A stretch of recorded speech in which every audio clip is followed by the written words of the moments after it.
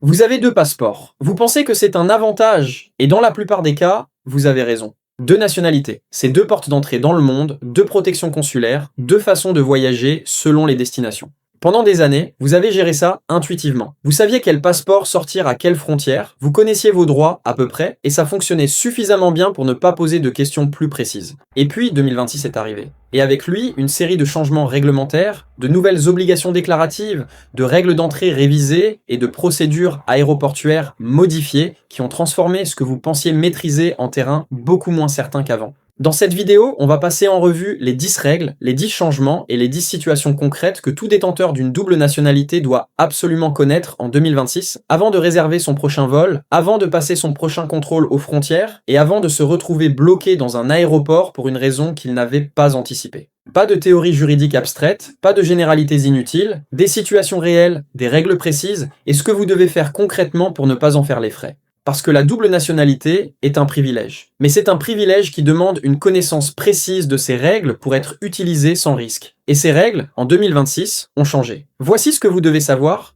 En 10e position, le changement le plus discret de cette liste, celui que personne n'a vraiment médiatisé, celui qui est entré en vigueur progressivement et qui continue d'être méconnu par la grande majorité des binationaux, et qui concerne la façon dont vous devez vous présenter à la frontière selon le pays dans lequel vous entrez. Vous avez deux passeports. Vous avez l'habitude de choisir lequel présenter selon les circonstances. Le passeport européen pour entrer en Europe, le passeport étranger pour entrer dans votre autre pays de nationalité. C'est logique, c'est pratique, et pendant des années c'était parfaitement accepté. Ce que beaucoup de binationaux ignorent encore en 2026, c'est que cette logique, aussi intuitive qu'elle soit, ne correspond pas toujours aux obligations légales qui s'appliquent à eux. La règle de base qui s'applique dans la quasi-totalité des pays du monde est celle-ci. Vous devez entrer et sortir d'un pays avec le passeport de ce pays si vous en êtes ressortissant. Ce n'est pas une recommandation, c'est une obligation légale dans la plupart des États. Ce que ça signifie concrètement, si vous êtes franco-marocain et que vous entrez au Maroc avec votre passeport français, vous n'êtes pas en conformité avec la législation marocaine, qui considère que tout ressortissant marocain doit utiliser son passeport marocain pour entrer et sortir du territoire. Les conséquences peuvent aller d'un simple rappel à l'ordre à des complications administratives réelles, en particulier au moment de la sortie du territoire, où un contrôle croisé peut révéler que votre entrée n'a pas été enregistrée sous votre identité marocaine. En 2026, plusieurs pays ont renforcé les contrôles croisés entre bases de données nationales d'identité. Ce qui signifie que des situations qui passaient sans problème depuis des années peuvent désormais déclencher des alertes que les agents aux frontières n'ignorent plus systématiquement. La règle est simple, entrez toujours dans votre pays de nationalité avec le passeport de ce pays, sans exception. En 9e position, la règle que les binationaux qui voyagent vers les États-Unis ignorent presque universellement et dont la méconnaissance peut entraîner des conséquences qui vont bien au-delà d'un simple contrôle renforcé à l'aéroport. Vous êtes franco-américain. Vous vivez en France, vous voyagez régulièrement aux États-Unis et vous avez l'habitude de traverser l'Atlantique avec votre passeport français. Parce que c'est plus simple, parce que vous rentrez d'un voyage en Europe, parce que vous n'avez pas pensé à emporter les deux. Ce que vous ne savez peut-être pas, c'est que les États-Unis considèrent que tout citoyen américain est soumis à l'obligation d'entrer et de sortir du territoire américain avec un passeport américain valide, indépendamment de toute autre nationalité qu'il pourrait détenir. Cette règle n'est pas nouvelle, mais son application s'est durcie en 2026 dans le contexte d'un renforcement général des contrôles aux frontières américaines. Les agents des Customs and Border Protection ont reçu des instructions claires pour identifier les ressortissants américains qui se présentent avec un passeport étranger et les soumettre à des procédures de vérification renforcées. Ce que ça signifie dans la pratique, si vous vous présentez à un aéroport américain avec votre passeport français en déclarant votre nationalité américaine ou en la taisant, ce qui est encore plus problématique, vous vous exposez à un questionnement approfondi, à un délai de traitement significatif et potentiellement à un refus temporaire d'entrée le temps que votre statut soit vérifié. Certains franco-américains ont été retenus plusieurs heures dans des zones de rétention d'aéroports américains pour cette raison précise en 2025 et début 2026. La règle est absolue et sans exception. Si vous êtes citoyen américain, vous entrez aux États-Unis avec votre passeport américain. Le passeport français peut être présenté à la compagnie aérienne pour l'embarquement si nécessaire. Mais c'est le passeport américain que vous tendez à l'agent CBP à l'arrivée. En 8e position, le changement qui concerne les binationaux impliquant une nationalité d'un pays soumis à des sanctions internationales et dont les conséquences sur la capacité à voyager librement se sont considérablement aggravées depuis le début de l'année 2026. Vous êtes français et ressortissant d'un pays actuellement sous sanctions internationales, Iran, Russie, Biélorussie, Corée du Nord ou certains pays africains sous embargo partiel. Vous voyagez avec votre passeport français, vous pensez être protégé par votre nationalité européenne, et dans la grande majorité des situations vous l'êtes, effectivement, mais il existe des zones d'ombre dans ce tableau rassurant, des situations précises où votre seconde nationalité peut créer des complications que votre passeport européen ne résout pas entièrement. Les banques européennes, notamment depuis les durcissements réglementaires liés aux sanctions contre la Russie et leurs effets collatéraux sur d'autres nationaux, appliquent des procédures de conformité renforcées aux clients binationaux, dont l'une des nationalités est celle d'un pays sanctionné. Ces procédures peuvent affecter votre capacité à utiliser certaines cartes bancaires à l'étranger, y compris dans des aéroports de transit. Ce que les binationaux concernés découvrent parfois dans des situations d'urgence. Certains services financiers internationaux, certaines plateformes de paiement en ligne et certains services d'assistance voyage peuvent refuser de traiter des transactions pour des personnes dont le profil déclenche une alerte de conformité liée aux sanctions. En transit dans un aéroport étranger, sans accès à vos fonds habituels, la situation peut devenir critique très rapidement. La précaution minimale pour les binationaux concernés: informez votre banque de vos déplacements avant le départ. Disposez d'un moyen de paiement de secours non lié à votre compte principal et vérifiez auprès de votre banque si votre profil de nationalité est susceptible de déclencher des restrictions à l'utilisation de votre carte dans certains pays ou zones géographiques. En 7e position, la règle qui concerne les obligations militaires et qui piège chaque année des centaines de binationaux qui pensaient avoir réglé cette question une fois pour toutes et qui se retrouvent bloqués à la frontière de leur second pays de nationalité pour une raison qu'ils n'avaient pas anticipée. Vous avez grandi en France, vous avez fait toute votre scolarité ici, vous n'avez jamais vécu dans votre second pays de nationalité. Et pourtant, ce second pays vous considère comme l'un de ses ressortissants, avec tous les droits que ça implique, mais aussi avec toutes les obligations.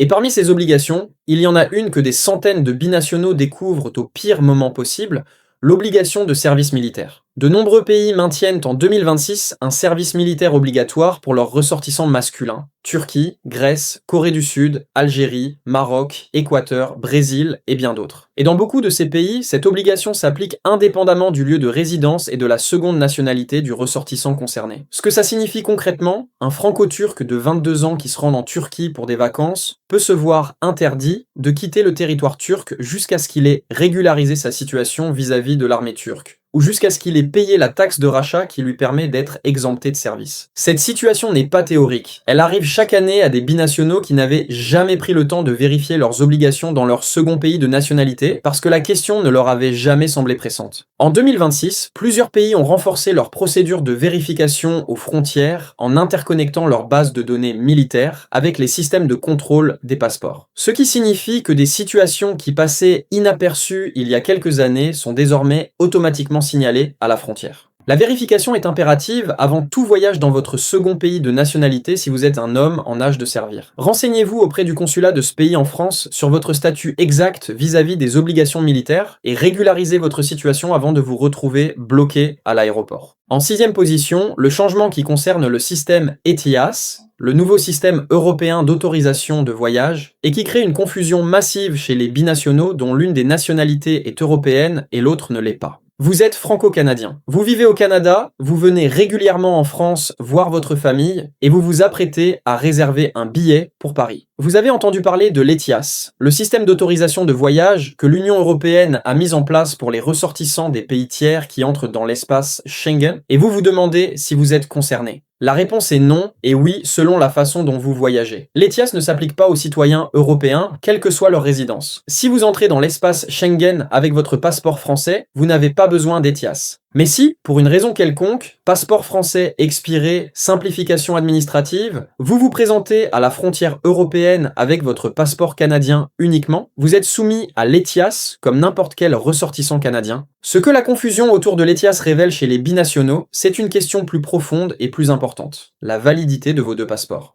En 2026, des milliers de binationaux ont découvert que l'un de leurs deux passeports était expiré ou proche de l'expiration, une situation qu'ils n'avaient pas surveillée parce qu'ils voyageaient habituellement avec l'autre. Un passeport expiré dans un aéroport, c'est un billet manqué et des frais de rebooking. Un passeport proche de l'expiration dans un pays qui exige 6 mois de validité résiduelle, ce qui est le cas de la majorité des pays hors espace Schengen, c'est un refus d'entrée. Vérifiez dès aujourd'hui la date d'expiration de vos deux passeports, les deux. Pas celui que vous utilisez habituellement, les deux, et planifiez le renouvellement avec une marge suffisante pour ne jamais vous retrouver en situation d'urgence consulaire à l'étranger. En cinquième position, la règle qui concerne les obligations fiscales des binationaux, et qui est probablement la plus complexe, la plus coûteuse et la plus mal comprise de toute cette liste, parce qu'elle ne se manifeste pas à la frontière, mais dans votre boîte aux lettres, parfois des années après les faits.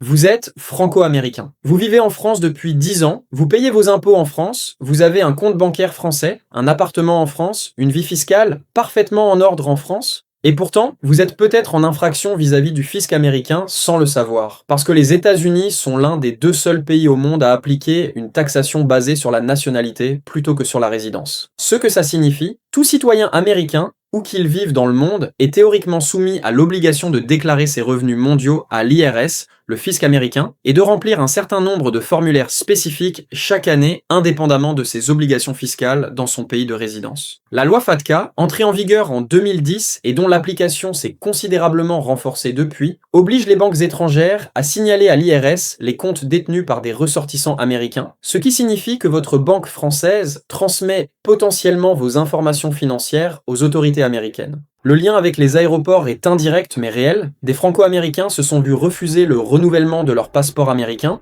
ou ont découvert que leur passeport américain avait été révoqué, en raison de dettes fiscales importantes vis-à-vis de l'IRS. Depuis 2015, la loi américaine permet au fisc de demander la révocation du passeport des contribuables américains qui doivent plus de 62 000 $ en impôts non payés. Se retrouver sans passeport américain valide alors qu'on doit entrer aux États-Unis est une situation catastrophique. Et elle est entièrement évitable avec une mise en conformité fiscale préalable. Si vous êtes franco-américain et que vous n'avez jamais déclaré vos revenus à l'IRS, consultez un conseiller fiscal spécialisé en fiscalité internationale dès que possible. En quatrième position, le changement qui concerne les nouvelles procédures biométriques aux frontières et qui crée des situations inédites pour les binationaux dont les 2 identités sont enregistrées dans des bases de données différentes, parfois avec des informations contradictoires. Vous vous présentez au contrôle automatique d'un aéroport européen, vous passez votre passeport dans le lecteur, vous regardez la caméra et la porte ne s'ouvre pas. Le système biométrique a détecté une anomalie, peut-être une correspondance partielle avec une autre identité enregistrée dans une base de données, peut-être une incohérence entre le nom de votre passeport et celui enregistré dans un système d'information antérieur. Vous êtes redirigé vers un agent humain et là commence une procédure de vérification qui peut durer de quelques minutes à plusieurs heures selon la nature de l'anomalie détectée. Cette situation, qui était rarissime il y a 5 ans, est devenue suffisamment fréquente en 2026 pour que des associations de défense des binationaux la signalent comme un problème systémique dans plusieurs aéroports européens. La raison, l'interconnexion croissante des bases de données biométriques entre États membres de l'Union européenne et entre l'UE et ses partenaires a créé des situations où les données biométriques d'un binational, enregistrées à des moments différents de sa vie, dans des pays différents, sous des graphies de noms parfois légèrement différentes, génèrent des alertes automatiques que les systèmes ne savent pas encore traiter de façon fluide. Les orthographes différentes d'un même prénom selon les conventions linguistiques de chaque pays, les noms de famille composés traités différemment selon les systèmes, les changements de nom suite à un mariage enregistré dans un pays mais pas dans l'autre, toutes ces situations peuvent déclencher des alertes biométriques. La précaution pratique, si vous avez déjà eu des difficultés au contrôle automatique, signalez-le aux autorités consulaires de vos 2 pays de nationalité et demandez comment harmoniser vos données d'identité dans les bases de données concernées. En troisième position, la règle qui concerne la protection consulaire des binationaux et qui révèle une limite fondamentale de la double nationalité que la plupart de ceux qui la détiennent n'ont jamais vraiment mesuré jusqu'au jour où ils en ont besoin. Vous êtes franco-marocain. Vous vous retrouvez dans une situation difficile au Maroc, une arrestation, un accident grave, une urgence médicale complexe. Vous pensez pouvoir compter sur l'ambassade de France pour vous assister. Parce que vous êtes français, parce que la protection consulaire est un droit fondamental des citoyens européens à l'étranger. Ce que vous ne savez peut-être pas, c'est que la protection consulaire française ne s'applique pas de plein droit aux binationaux sur le territoire de leur second pays de nationalité. Le droit international reconnaît en effet le principe selon lequel un État n'est pas tenu d'assurer la protection consulaire de l'un de ses ressortissants face à l'État dont il possède également la nationalité. En d'autres termes, au Maroc, vous êtes marocain. Et l'ambassade de France n'a pas nécessairement la capacité d'intervenir en votre faveur face aux autorités marocaines. Ce principe, connu sous le nom de règle de la nationalité dominante ou effective, est appliqué de façon variable selon les pays et les situations. Dans la pratique, les ambassades françaises interviennent souvent en faveur de leurs ressortissants binationaux, même sur le territoire de leur second pays de nationalité, mais cette intervention est une démarche diplomatique discrétionnaire, pas un droit opposable. En 2026, dans le contexte de relations diplomatiques tendues entre la France et plusieurs pays d'Afrique du Nord et d'Afrique subsaharienne, cette limite a pris une résonance concrète pour plusieurs binationaux franco-africains qui ont découvert que l'intervention consulaire française qu'ils espéraient ne s'est pas matérialisée de la façon dont ils l'avaient imaginée. Connaître cette limite n'est pas alarmiste, c'est réaliste. Et la réalisme est la meilleure protection. En deuxième position, le changement le plus récent de cette liste, entré en vigueur dans plusieurs pays en 2025 et 2026, et qui concerne directement la façon dont les compagnies aériennes vérifient de vos documents avant l'embarquement, créant une nouvelle source de complications pour les binationaux qui ne l'ont pas anticipé. Vous vous apprêtez à embarquer sur un vol international. L'agent d'enregistrement vous demande votre passeport. Vous présentez le passeport que vous utilisez habituellement pour ce trajet et l'agent vous informe que le système de vérification des documents de la compagnie a détecté que vous êtes également ressortissant du pays de destination et que selon les nouvelles règles d'entrée de ce pays, vous devez présenter le passeport de ce pays pour embarquer. Cette situation, qui aurait été improbable il y a quelques années, est devenue possible en 2026 grâce à l'interconnexion croissante des systèmes de vérification des compagnies aériennes avec les bases de données d'identité de plusieurs États.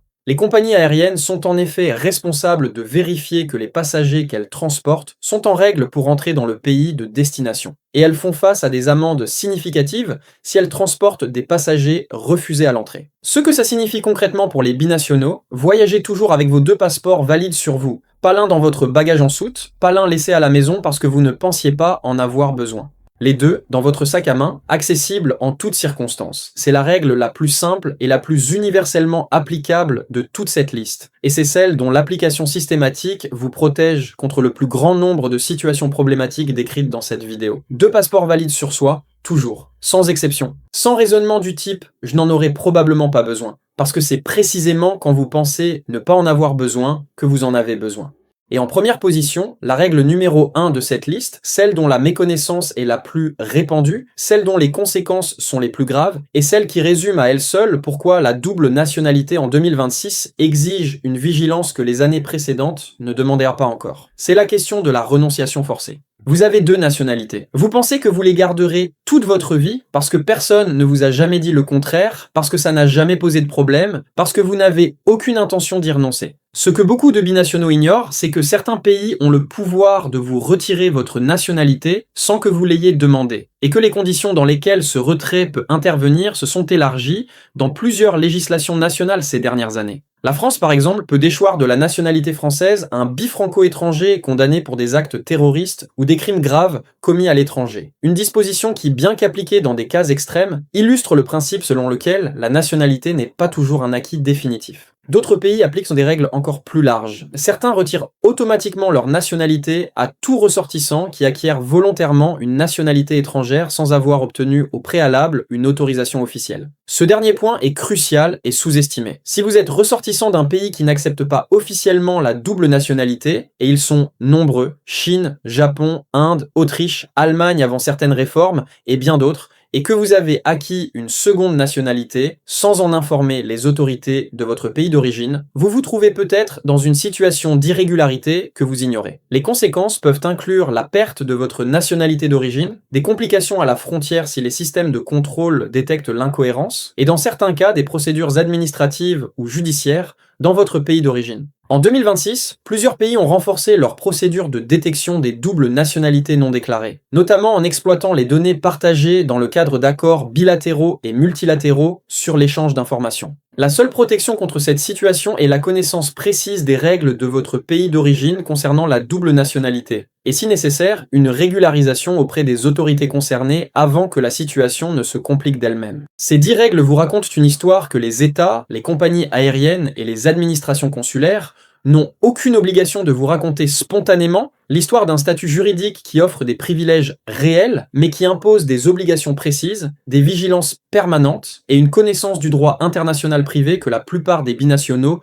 n'ont jamais eu l'occasion d'acquérir. Des règles d'entrée aux obligations militaires, de la fiscalité internationale aux nouvelles procédures biométriques, de la protection consulaire à la question de la renonciation forcée, 10 situations concrètes qui peuvent transformer un voyage ordinaire en expérience kafkaïenne si vous n'avez pas pris le temps de vous y préparer. La bonne nouvelle, c'est que ces règles sont connues, documentées et navigables, à condition d'avoir l'information avant de se retrouver face à elles dans un aéroport. Vos 2 passeports sur vous en permanence. La date d'expiration des deux vérifiées régulièrement. Vos obligations militaires, fiscales et déclaratives dans vos deux pays de nationalité clarifiées une fois pour toutes auprès des autorités compétentes. Et une lecture attentive des nouvelles règles d'entrée à chaque destination, parce qu'en 2026, ces règles changent plus vite que jamais. Si cette vidéo vous a appris quelque chose que vous ne saviez pas, laissez un pouce bleu et abonnez-vous pour ne rater aucune mise à jour sur les règles de voyage. Dites-moi en commentaire quelle est votre double nationalité et si vous avez déjà rencontré l'une de ces situations à l'aéroport. À très vite.